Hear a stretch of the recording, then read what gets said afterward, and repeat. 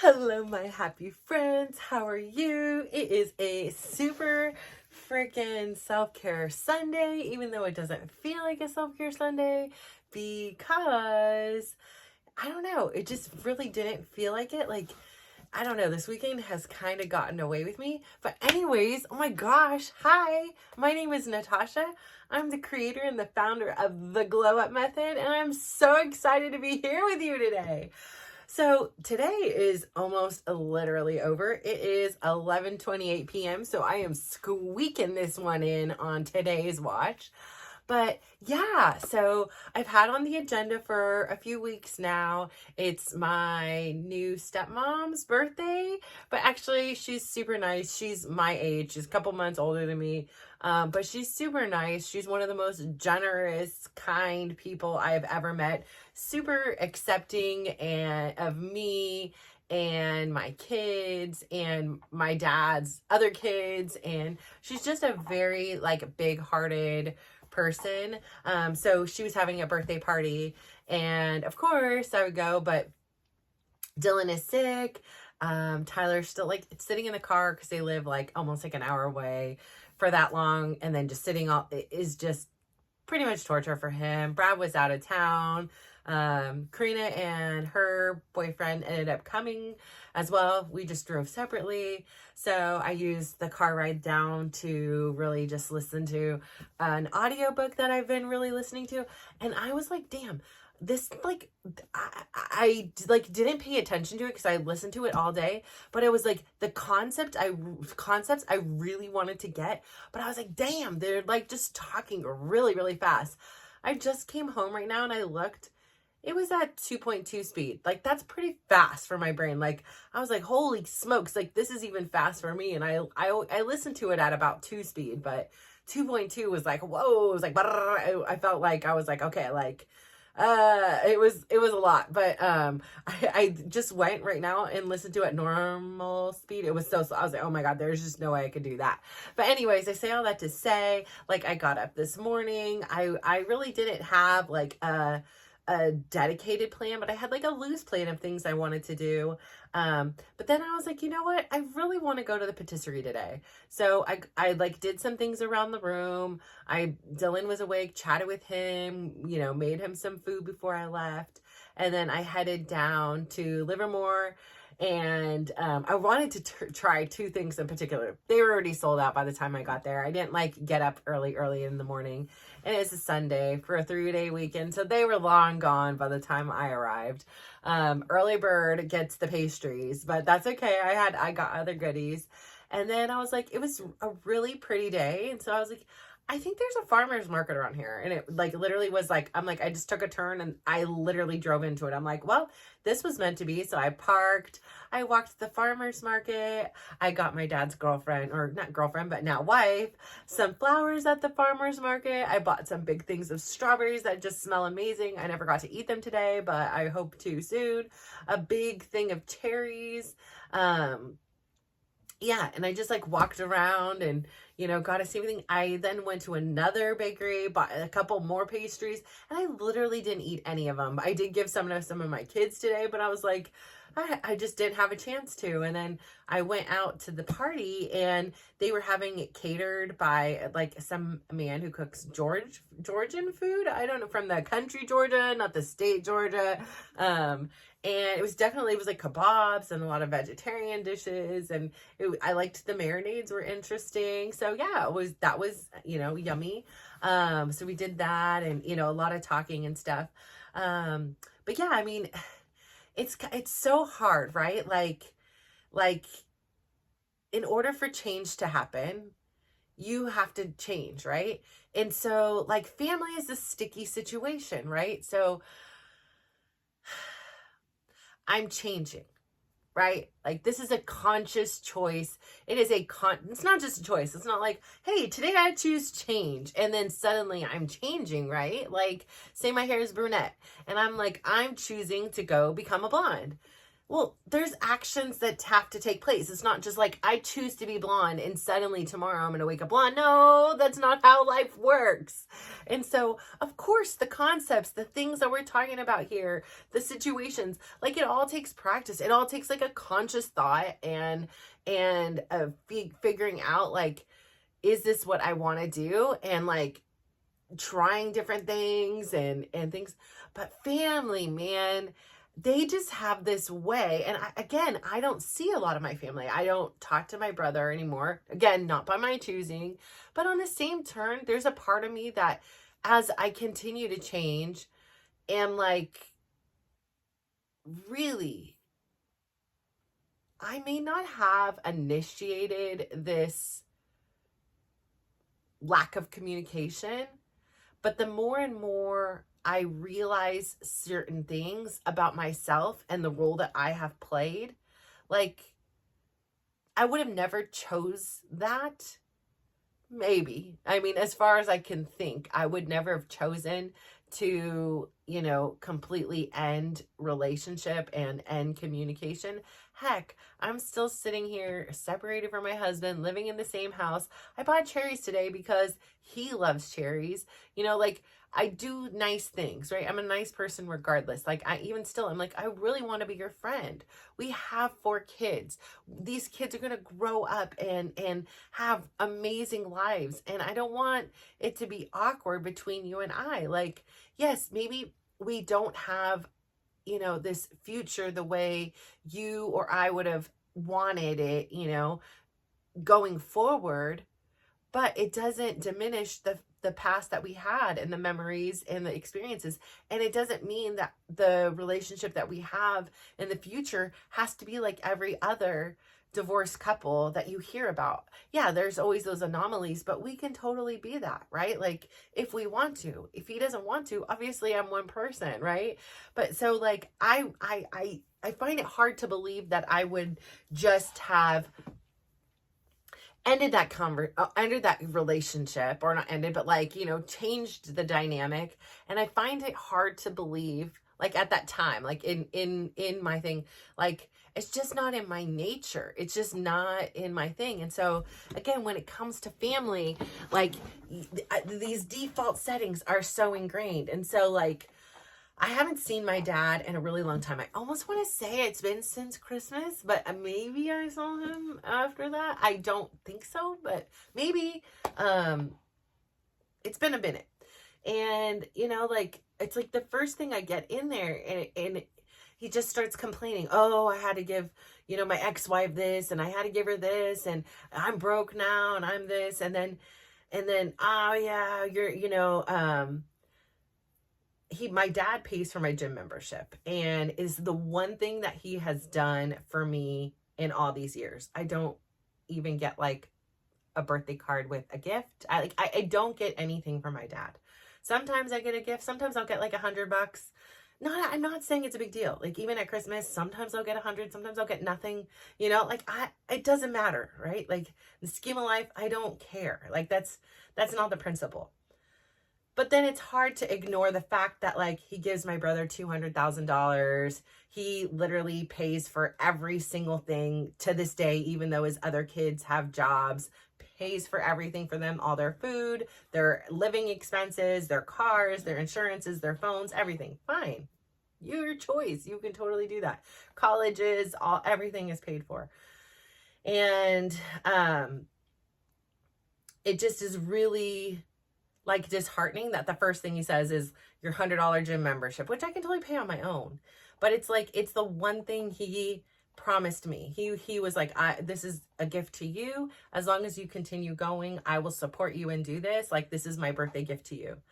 And it was like a special thing to me because he doesn't do things for me. He doesn't think of me. And then even, very often, I mean, maybe he does think of me, but like, it doesn't seem like it. He doesn't call me. He doesn't text me, like, and it's so tough, right? Like, cause I can understand on one aspect, he's a high functioning alcoholic. Like, so there's grace there and he's just living his life. He's doing the best he can with the situation and circumstances of his own stuff. Right. but it's hard too for like me, like, and then it's like once I'm there, it's like the complaining starts, and it is really uncomfortable for me to sit with. And it's like, today I've been on this mission, like like really just wanting to be a different mindset, like in a different place. Like I don't even want to hear all the negativity. Like I get it, it's there. And as many negative things as we can point out, there are some really amazing things on the other side. And I'm not saying like we're going to be Pollyanna, but I just figure like sometimes it's just like, okay, let's focus on this. Like the gentleman cooking the food, my dad was like so frustrated the whole time because he had like cooked all these appetizers and vegetarian dishes first. And he was like griping, like, well, now everybody's full on this, and we haven't even got to the meat, we haven't gotten to the fish, and we haven't gotten to, and it was like one of this slow course thing. And I don't think everybody was fully informed or aware. You know, we just thought food was ready, right? Like, so you fill up your plate or whatever. So yeah, by the time the ribeye came out and the salmon came out, like we were like beyond full. But it was like 2 hours later. Like it was like a, I don't know, I don't know what it's like a Italian meal. I don't know what it was. It was just, and he was just complaining, I want meat. And it was just like listening to the complaints. And then again, it's like every time I go over there, he wants to bring up like stories of the past. Bad stories though. Like there were good stories.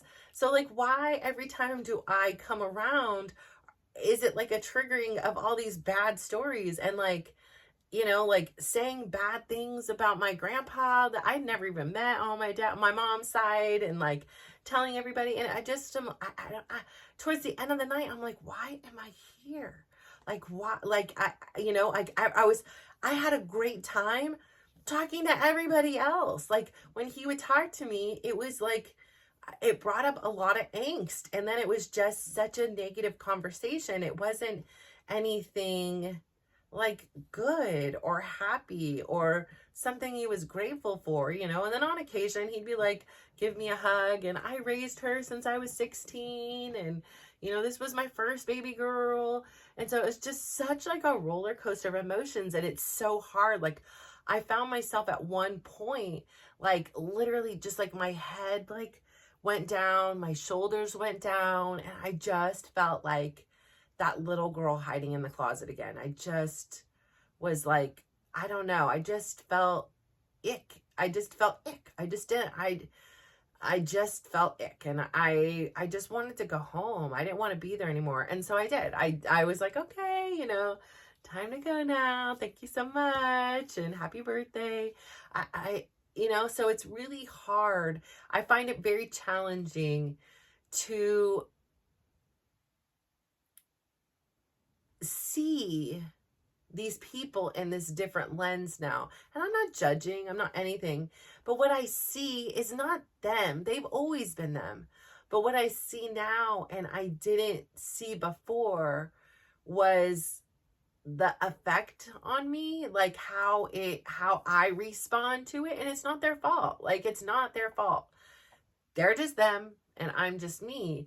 But now that I'm in a position where I'm actually paying attention to my body and my signs, like for so many years, like I didn't get it. Like I would have friends that be like, okay, you know, my cycle's about to begin, I have this and this, and I would have no idea unless like I had a cramp or something. Like I had disassociated so much my mental from my body. Like my pain tolerance was crazy high, I think, because there was this dissociation between the two, like a total disconnect between my mind and body. And again, it totally understandable. Like I had crazy things happen to me where things were happening to me physically, and the only thing I could do was mentally run away. So if I was mentally no longer in this body, then I couldn't hurt. Like what was happening wasn't going to have this immediate effect on me. Granted, it didn't go away, you know, I didn't understand, you know, like it just was my body's way of like coping. Like I don't like what's happening to me right now. I'm just going to check out mentally. And I think a part of me like never checked back in. And so now that I'm really checking back in and connecting the two and working in harmony and just working through so much like healing and stuff, it's crazy because I feel new things in my body that I didn't feel before. And I'm actually paying attention to, like, people were like before, like, what do you feel when you're stressed? I'm like, I don't know, just feel stressed, right? Like, and to have to like break it down, what stress feels like for me, what anxiety feels like for me, was like a very, like, I had to be like thoughtful. I'm like, well, I don't know, I need to get stressed. Give me 5 minutes and I'll be stressed again, and I can let you know. I'm because if I'm not in that place, I didn't know. And I really had to like start thinking about it, like, oh, okay, I am feeling this right now. I'm feeling, these things. So, like, realizing what's going on. So, like, being at my dad's house today was like one of those moments where you're there, but it was like I almost wasn't there, in the fact that, like, so much processing was going on. And in some situations, in some conversations, I found myself slipping into my default ways. But then in others, I felt myself like almost like, no, we're not going to go down that road, or we're not going to engage, or we're just not going to agree, or we're going to walk away now, or, all those things. And so, I had, just a lot of epiphanies. And so I don't know if you find this challenge, like families, right? Like, these are your blood. Like, oh, I was having a great conversation with one of my dad's wife's best friend, actually. And she was talking about how, because we were just talking, and I was like, yes, I heard this most incredible thing recently where, a woman's brain goes through 3 changes in its lifetime. Number 1 change happens when we go through puberty. And the reason for that change is because we're gaining our independence. So it is, creating different neural pathways or whatever. I don't know the scientific stuff, but I just know this is the part that's important to me. So I'll get to the juicy part. If you need to nerd out and geek out, I believe this is called like the grandma theory, or the grandma something, hypothesis, something like that.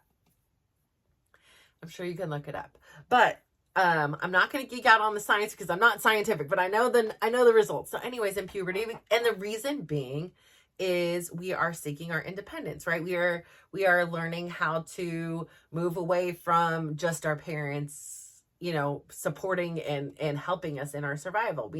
We're going to becoming our own. So our memory becomes sharper and things like that. Then the second time our brain changes is when we have children. And the reason it changes then is we release some of the neurons and things that are responsible for like holding memories, and we become more intuitive so that we can meet our children's need, because our babies can't talk. We don't know what we're doing, right? Like, so we learn how to become intuitive. We learn how to rely on our instincts instead of facts at all the time. So we're like looking for all these things. And then the third time, the most remarkable time that our brain goes through a change, is post-menopause.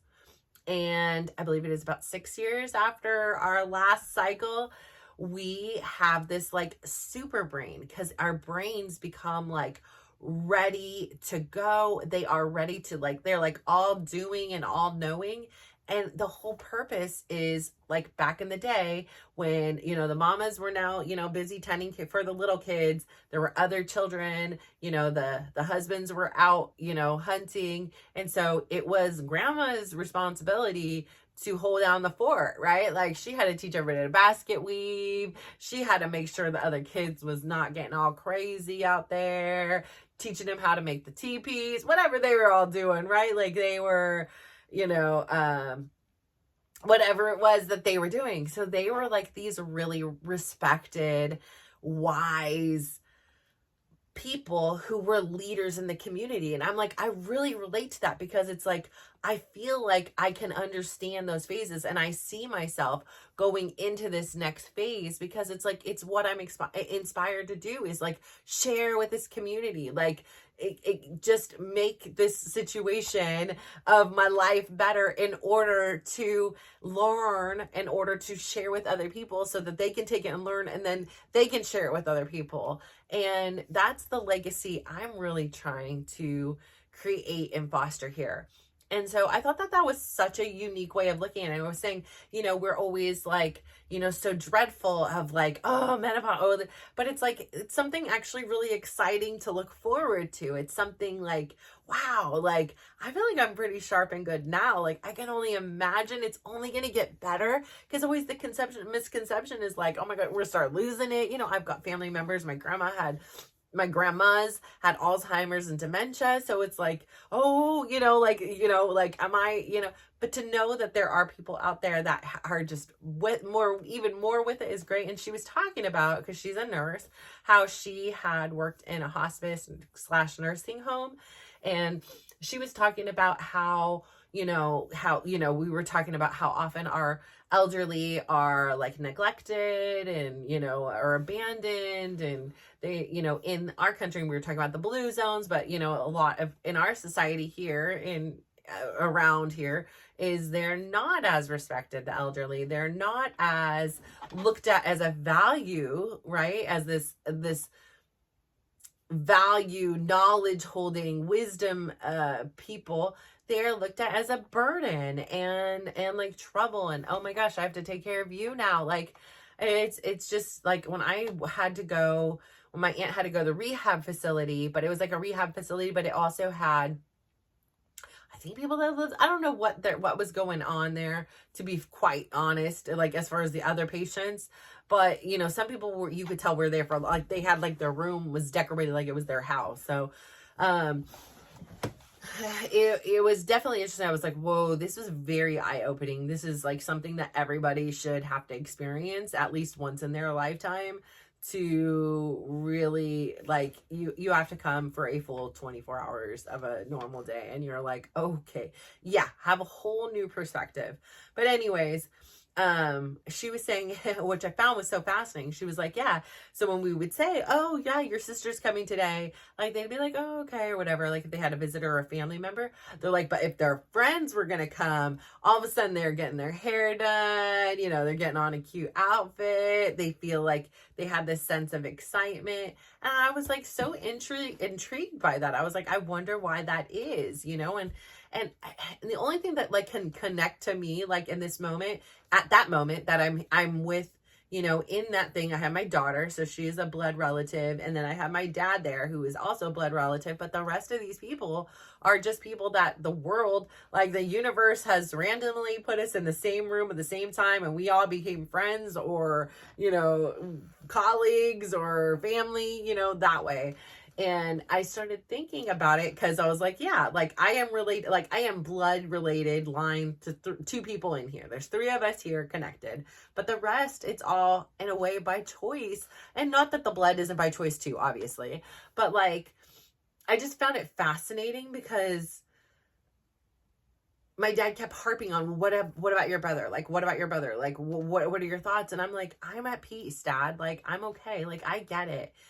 If he doesn't feel right now that I bring value to his life, then by all means, please don't talk to me. Like, I want you to want to be in a relationship with me. And if you don't, I respect it. Like, I honor, like, I'm good. I'm at peace with it. Like, I'm okay. And he's like, but this isn't right. It was the 3 of us. And I'm like, it is what it is. Like, I'm over it. I'm okay. It's like, I get it. He's a parent, and for some reason he wants us two to talk, but the other kids, whatever. So I won't try to understand what his philosophies are, and I hope I never understand where my kids are not, communicating with one another. So I hope I never have that situation to understand.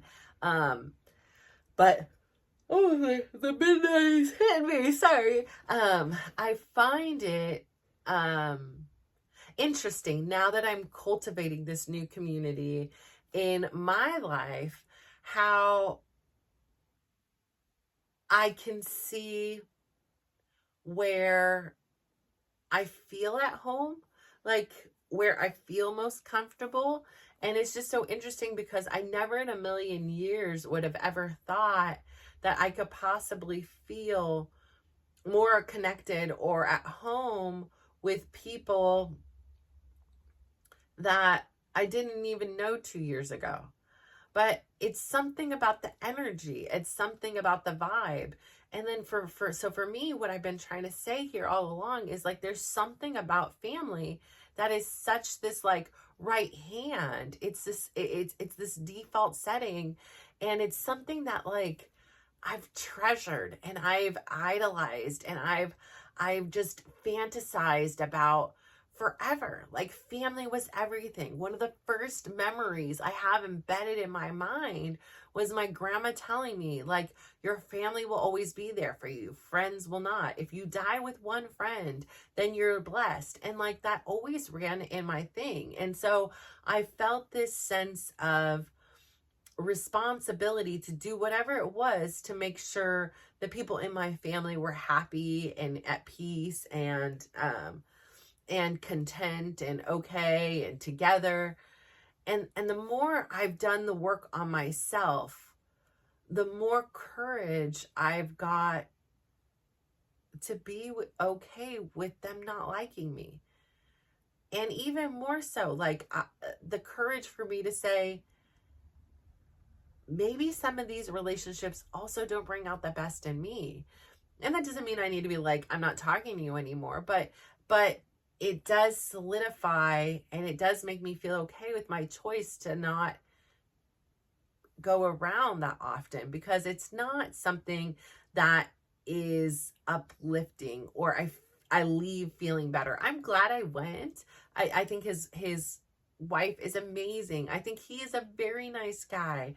My dad, I think he has great, qualities about him. I think her friends are lovely. And of course, like it's a good time, right? Like, but I don't know. It's just, it's a very complex situation and I don't know what to think. So it's like, it's fresh.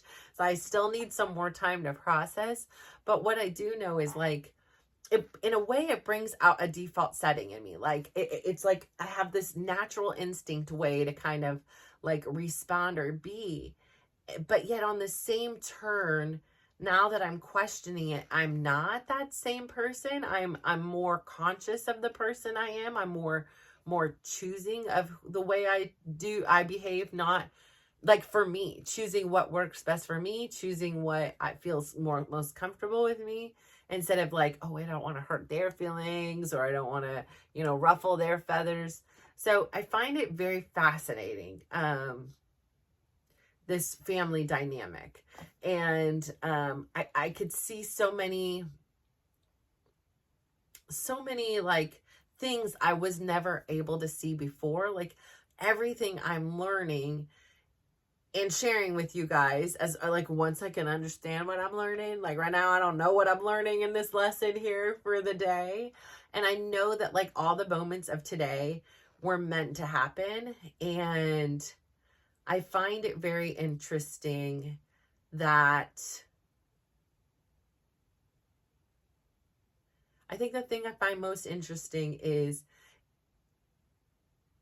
the realization that I had put them on a pedestal and that we're equals.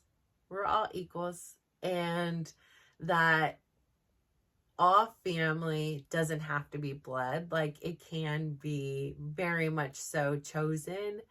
And I think that at the end of the day, I'm really glad that I am who I am. I think I could sit here and I can, complain about a million gazillion things about, things that made me feel very uncomfortable today or whatever. But at the end of the day,